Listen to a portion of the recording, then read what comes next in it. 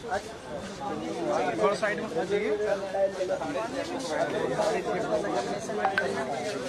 जगह पे बैठ जाए ताकि यह कार्यक्रम सुचारू ढंग से चल सके। सबसे पहले हम स्वागत करते हैं अपने जगह पे बैठ।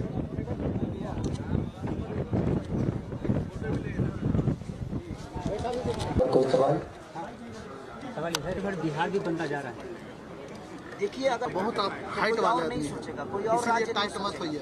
आज कलकत्ता हो गया, एक नंबर मुंबई हो गया, चाहे दुनिया का कोई भी स्टेट हो, हल्का नीचे नीचे हम वहाँ जाकर काम करते हैं तो वो आज स्टेट हो गया है और उसकी अहमियत है।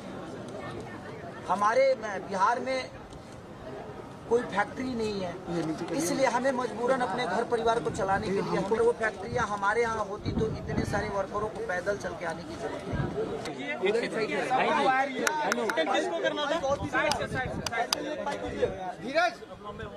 हेलो।